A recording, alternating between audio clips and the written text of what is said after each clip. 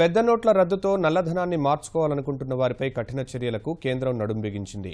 పన్ను ఎగవేతదారులను వదిలిపెట్టేది లేదని స్పష్టం చేసింది. వారిపై తీవ్రమైన చర్యలు తీసుకుంటామని ఆర్థిక శాఖ తేల్చి చెప్పింది.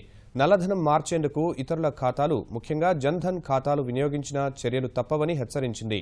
నల్లధనం నిర్మూలనకు అందరూ సహకరించాలన్న ప్రభుత్వం, ఖాతాలు దుర్వినియోగమైతే అలాంటి వారిపై ఆదాయ పన్ను చట్టం కింద కేసు పెట్టి విచారిస్తామని తెలిపింది.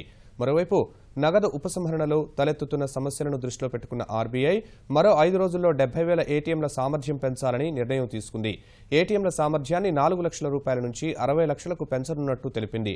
రోజుకు సగటున 10,000 ఏటీఎంలను సిద్ధం చేస్తున్న ఆర్బీఐ ఇవాళ 12,500 ఏటీఎంల సామర్థ్యం పెంపునకు సన్నాహాలు చేపట్టింది. మరో 15 రోజుల్లో 2 లక్షల ఏటీఎంల సామర్థ్యం పెంచేందుకు కృషి చేస్తోంది.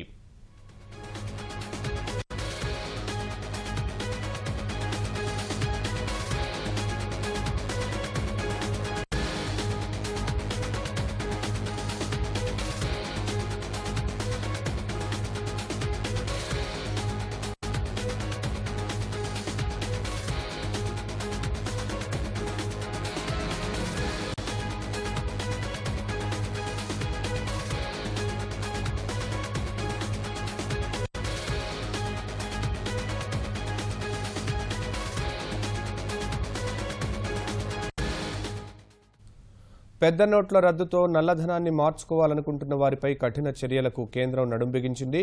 పన్ను ఎగవేతదారులను వదిలిపెట్టేది లేదని స్పష్టం చేసింది. వారిపై తీవ్రమైన చర్యలు తీసుకుంటామని ఆర్థిక శాఖ తేల్చి చెప్పింది.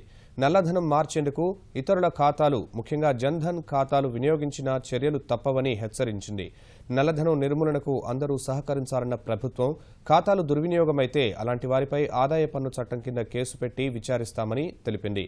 మరోవైపు నగదు ఉపసంహరణలో తలెత్తుతున్న సమస్యలను దృష్టిలో పెట్టుకుంటున్న ఆర్బీఐ మరో 5 రోజుల్లో 70,000 ఏటీఎంల సామర్థ్యం పెంచాలని నిర్ణయం తీసుకుంది. ఏటీఎంల సామర్థ్యాన్ని 4 లక్షల రూపాయల నుంచి 60 లక్షలకు పెంచనున్నట్లు తెలిపింది. రోజుకు సగటున 10,000 ఏటీఎంలను సిద్ధం చేస్తున్న ఆర్బీఐ ఇవాళ 12,500 ఏటీఎంల సామర్థ్యం పెంపునకు సన్నాహాలు చేపట్టింది. మరో 15 రోజుల్లో 2 లక్షల ఏటీఎంల సామర్థ్యం పెంచేందుకు కృషి చేస్తోంది.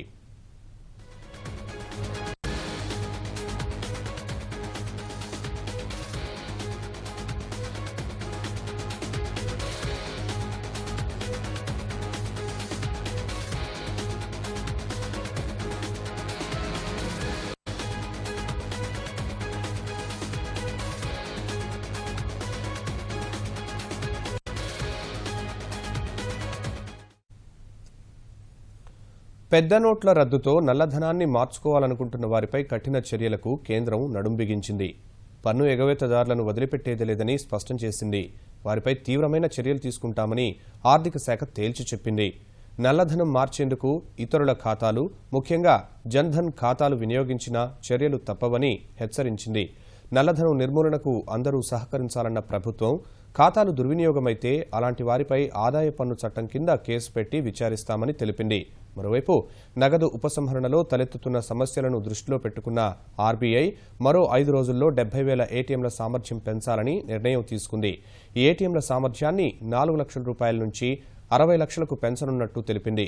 రోజుకు సగటున 10,000 ఏటీఎంలను సిద్ధం చేస్తున్న ఆర్బీఐ ఇవాళ 12,500 ఏటీఎంల సామర్థ్యం పెంపునకు సన్నాహాలు చేపట్టింది. మరో 15 రోజుల్లో 2 లక్షల ఏటీఎంల సామర్థ్యం పెంచేందుకు కృషి చేస్తోంది.